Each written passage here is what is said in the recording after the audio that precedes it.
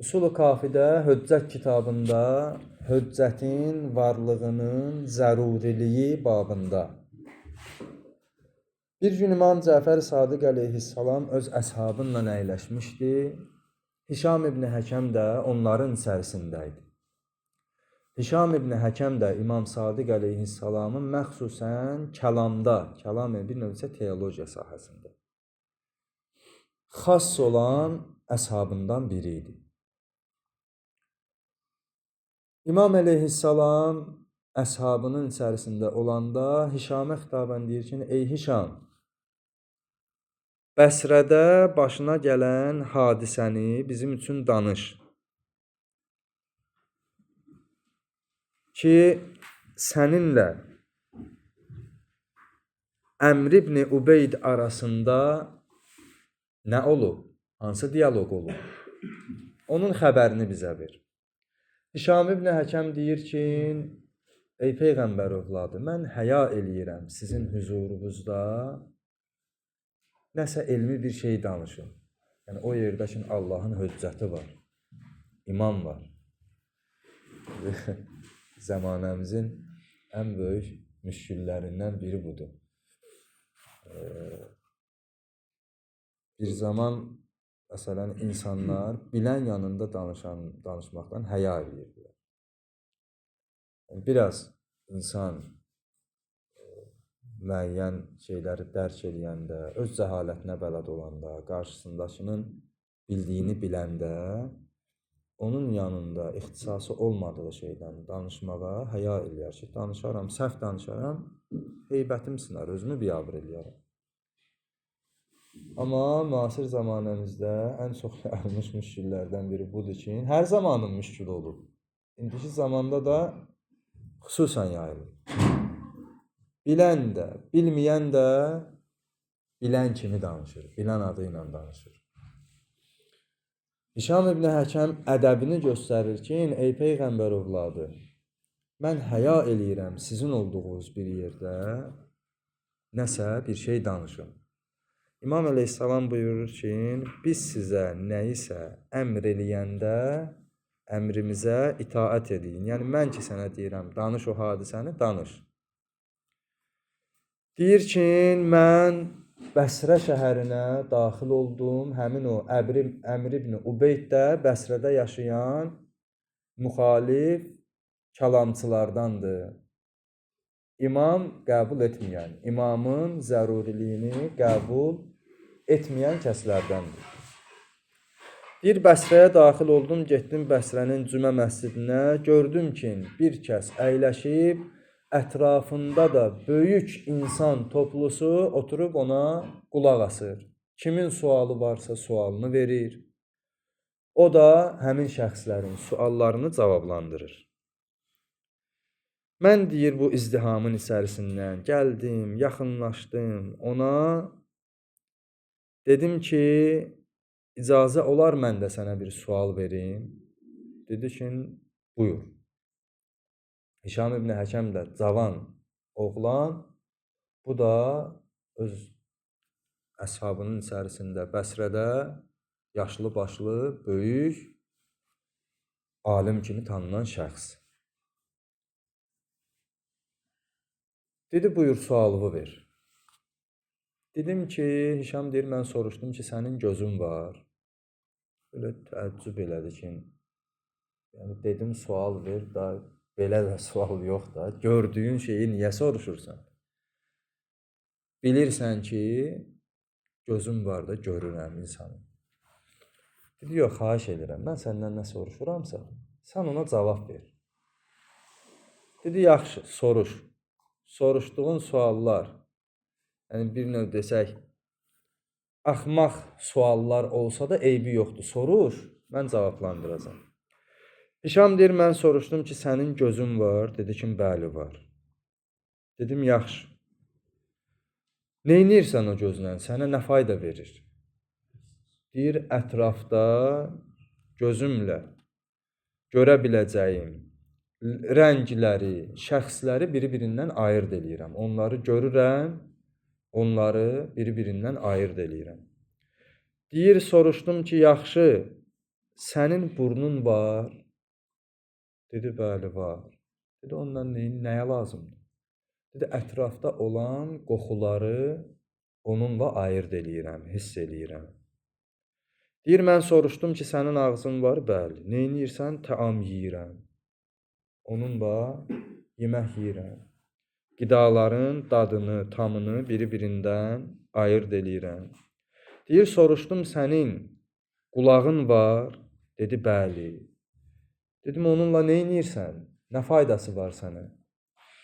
Dedi, onunla ətrafda olan səsləri ayırd eləyirəm, eşidirəm. Hişam deyir, bunları soruşduqdan sonra ondan soruşdum ki, ələkə qəlbun, sənin qəlbin var. Quranda və rəvayətlərdə bir çox yerdə keçən qəlb, insanın daxilində döyünən üzvdən danışılmır. Quran və rəvayət, məsələn, Quran-ı Kərimdə qəlbun səlim ayədə keçir. Mən ətəllahu bi qəlbin səlim. Hər kim Allahın huzuruna salim qəlblə gəlsə. Və ya rəvayətlərdə bu və bu qəbildən yerlərdə ki, qəlb kəlməsi keçir. Burada məqsəd o döyünən, daxilimizdə döyünən ürək deyil. Şuur, iman ruhu, ağıl, bunları özündə cəmləyən nəfs dediyimiz şeydən söhbət gedir. Buyurdu, mən soruşdum ki, Hişam deyir, mən soruşdum ki, sənin qəlbin var, yəni şuurun, ağlın, ruhun, nəfsin. Dedi ki, bəli, var. Deyir, soruşdum ki, onunla neynirsən, nə faydası var sənə? Deyir, ətrafda olan bütün bu hiss üzvlərimlə duyduğum hissləri, yəni gördüklərimi, eşitdiklərimi, daddıqlarımı, qoxuladıqlarımı, bunlar hiss üzvləridir, idrak vasitələridir. Bütün bunların hamısının məlumatları arasında şəkk eləyəndə həmin o qəlb o şəkki aradan qaldırmaq üçün təhlil eləyir, məni yəqinə yetişdirir. Bütün bu hiss üzvü, uzaqda bir şey görürsən. O gördüyün şeyin nə olduğunu gözlə ayırd eləmirsən ki. Gözün işi nədir? Sadəcə olaraq gözdəki şüanın o əşyanın üzərinə düşərək onu görməyi. Qulağın işi nədir? Həmin o sədanı, səsi eşitməyi. Qoxunu, qoxulayan hiss üzvünün işi sadəcə olaraq o qoxunu hiss etməsidir. Dad bilmə üzvünün işi o dadı ayırd eləməsidir. Amma bunların hamısının təhlilini aparan nədir? Yediyin qidanın şirin yoxsa turş olduğunu, eşitdiyin səsin insan və ya heyvan səsi olduğunu, bunu təhlil eləyən, harda bu məlumat bazası yerləşir ki, o təhlil eləyən şey nədir ki, sənin üçün eşitdiyin səsin, şəkdə olduğun səsin nə olduğunu sənin üçün təyin eləyir. Bu insan səsidir, heyvan səsi deyil. Gördüyün şey insan kölgəsidir, heyvan kölgəsi deyil. Bu həmin o ağıl dediyimiz, şuur dediyimiz şeydir də. Gözün işi ancaq görməkdir, qulağın işi ancaq eşitməkdir, burnun işi ancaq o qoxunu hiss eləməkdir, ağzın işi ancaq o dadı hiss eləməkdir. Amma onun təhlili, onun zərərli və ya xeyirli olduğunu təhlil eləmək insanın ağlının, şuurunun, nəfsinin, ruhunun işidir ki, buna hədislərimizdə və Quranda qəlb deyə xitab olunur.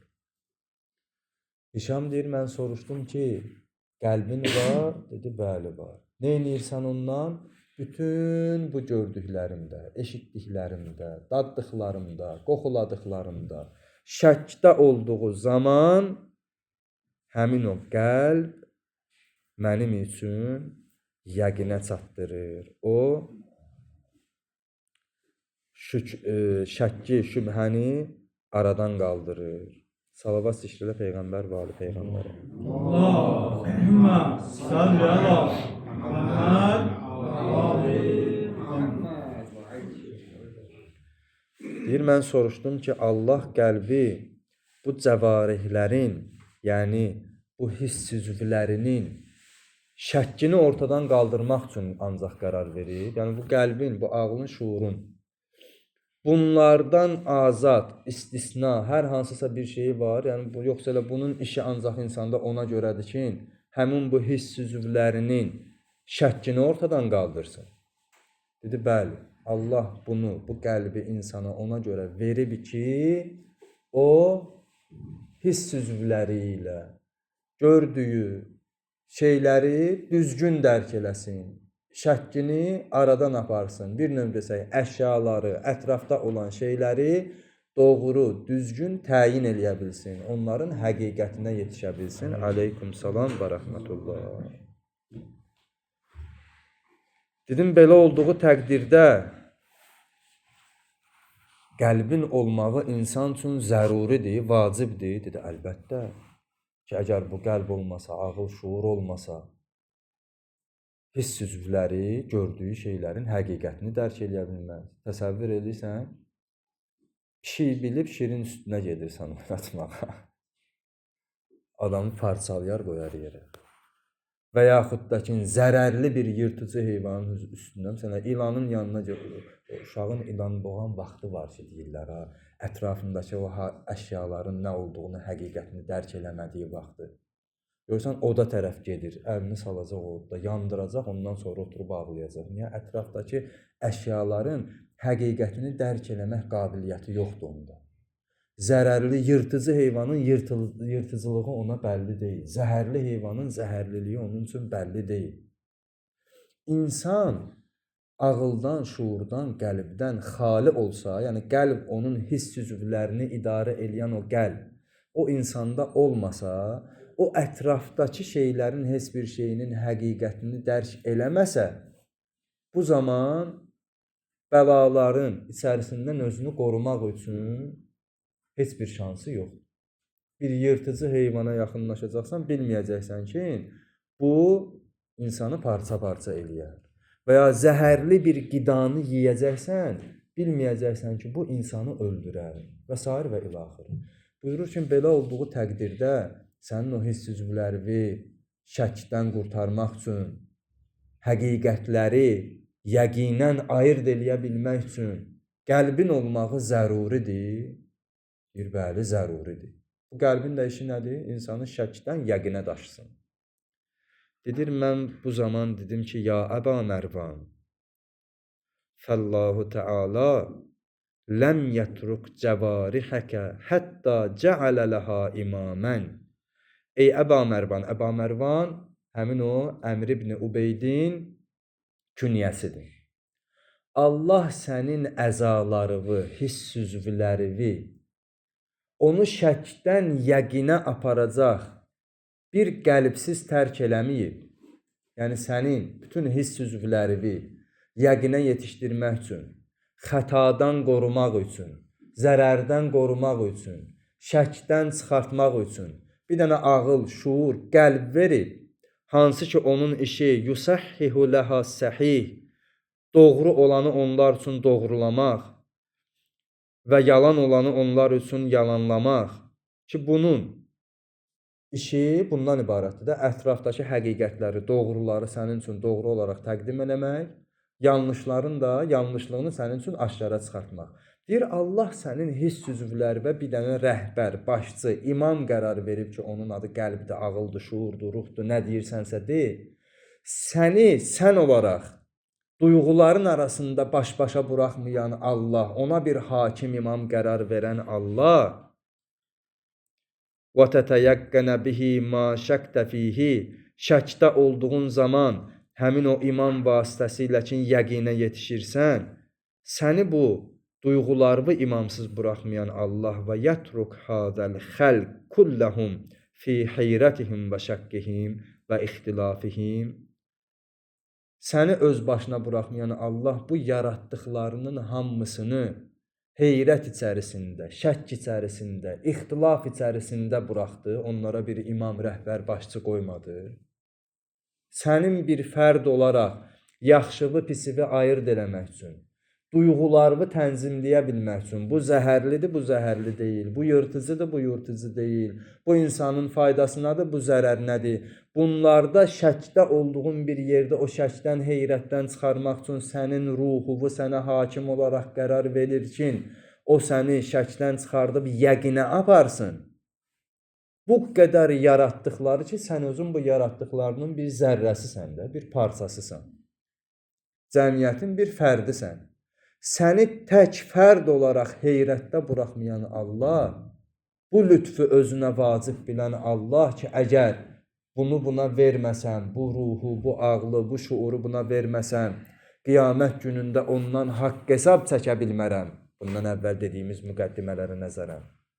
O lütfü sənə eləyən Allah və sənin kimi bu yüzlərlə, minlərlə, milyonlarla yaratdıqlarından o lütfünü kəsib, onları öz başına buraxıb ki, sizin içərinizdə sizin yaxşınızı, pisinizi ayırd eləyəcək, zərərinizi, faydavızı sizə bəyan eləyəcək, sizi Allahla rabitə rolunu oynayıb yəqinə çatdıracaq bir imam yoxdur. Bunu deyəndə həmin o kəs Əmir ibn Ubeyd dedi ki, sən Hişam ibn Həkəmsən? Dedim, yox. Dedi, yaxşı, hardansan? Dedim, Kufədən gəlmişəm. Dedi, onda Hişam ibn Həkəmsən. Hişam ibn Həkəm də İmam Cəfər Sadiq əleyhissalamın tələbəsi idi. Yəni, nəyi var idi kəlamdan, o fərasəti? Hamısını İmam Sadiq əleyhissalamdan idi. Cavan bir uşaq, İmam Sadiqin təlim, tərbiyə elədiyi, öyrətdiyi bir uşaq, dində saqqal ağartmış bir şeyxi bəsit suallarla, yer üzərində bir hüccətin və imamın varlığının zəruriliyini ona isbat edir.